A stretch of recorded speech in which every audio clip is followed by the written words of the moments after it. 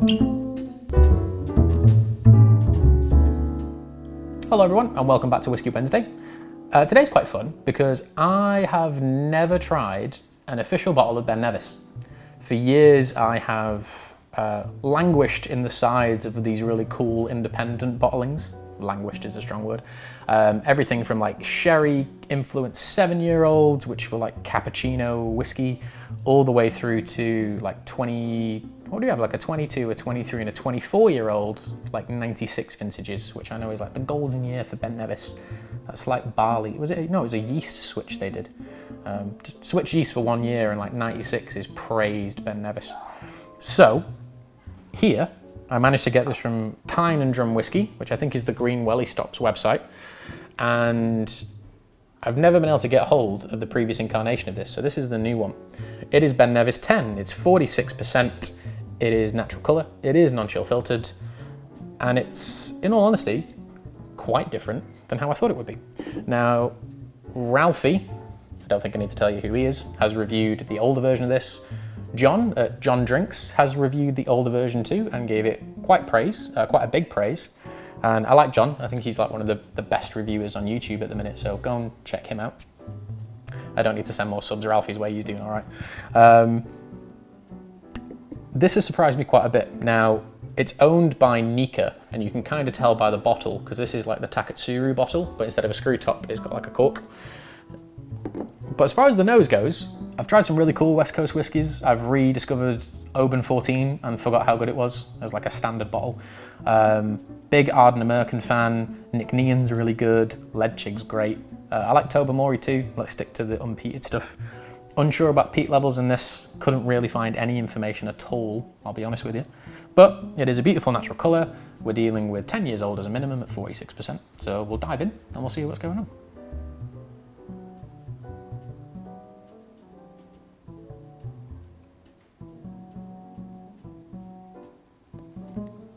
Lots.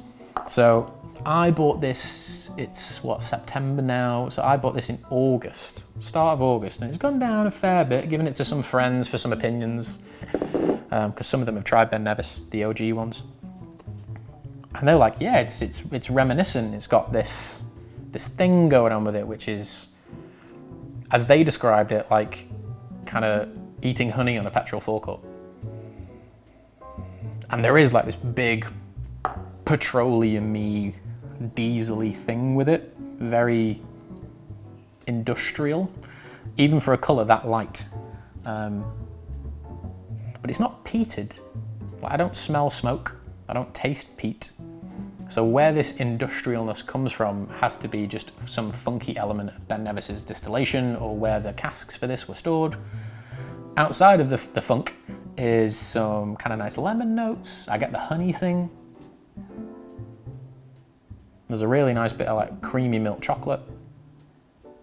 If there is any sherry cask in this, it's got to be like 3rd fill, 4th fill, or even like a drier sherry, maybe to like emphasize those industrial notes. But I would say that's probably mostly bourbon, like refill bourbon. But it's citrusy. There's no vanilla, there's no custard, there's no like creamy element to it, minus that bit of milk chocolate. But yeah, pretty lively, pretty fresh. Let's see what the taste is.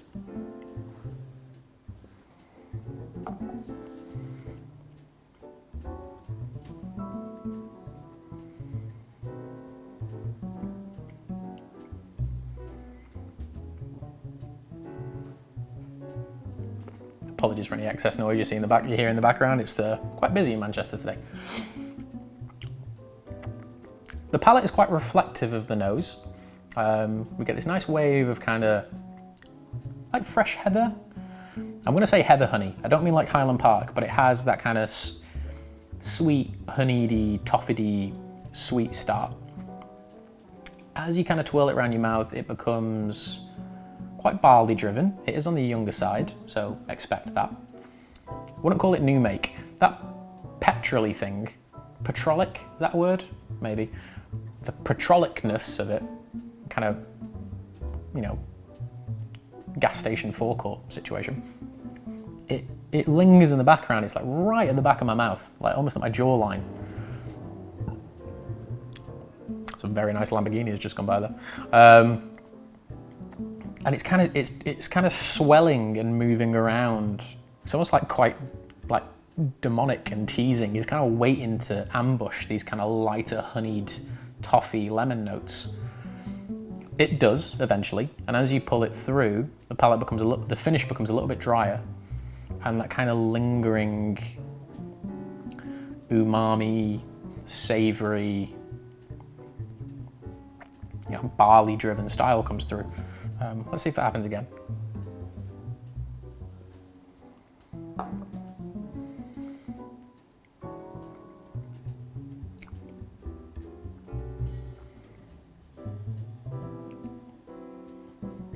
It does actually become quite creamy. There's a huge hit of dark chocolate. As you swallow it and the finish becomes through, there's this huge hit of like really dark, dry chocolate. Dry, dark chocolate. Fresh spice, it's almost like cracked black pepper. The lemon thing with that works really well too. I really like it. It's quite fun. It's on the younger side, but it's got a bit of oomph to it, you know? You kind of know you're drinking it. It's not comfortable to the point where you could drink too much of it, although some of you might challenge me on that. It kind of keeps you like astute and ready. It's kind of like an on-the-wire whiskey. I paid, with shipping, I think it was 50 quid, so 46 pounds a bottle. That's pretty good for what that is and like the styling it comes in. A box is coming later on in the year. I don't really keep boxes, so it doesn't really bother me. That is as fun as like the new Ardnamurchan range, just without the smoke. I will say the smoke adds another dimension to Ardnamurchan, which makes it, I think we scored them 8s. We've reviewed one, we're going to review another one soon, but I think I scored the Ardnamurchan an 8, maybe even an 8.5, but I'm going to say 8 to be safe. This sits in very much the same boundary. I don't think the smoke would add anything to it. I think it's good as it is on its own. And that finish and the transition from kind of dry dark chocolate, the slight sweetness that gives you into the bitterness, the lemon, the honey, they're very complementary. And then the switch into that real petrol-y industrial thing. Is it as good as something like Springbank 10 for the same money? No. No. It's close. It's getting there, but no. But it is something we should all keep an eye on. So it's a brand new range. There's another one too, which I think is called Le Coeur. It's got like a French name. I haven't tried that. Don't know why it's called that. But this is very nice, and I'm going to give it an 8. Perfectly respectable score. It's a very good quality product. It's something which I think the public should have more access to. It's kind of a forgotten distillery on the West Coast. Like Oban takes most of the praise, you know, but this sits in Fort William and it deserves a little bit more attention. But I'm going to give that a solid 8. Thank you all much for watching. Thank you all so much for watching. Maybe the whiskey is having an effect on me after all this time. If you tried this, let me know. If you tried the original bottlings, because I haven't, comment below. I'd be intrigued to try it versus the old one and see what's going on. But yeah, thank you all for watching and we'll see you next week. Cheers.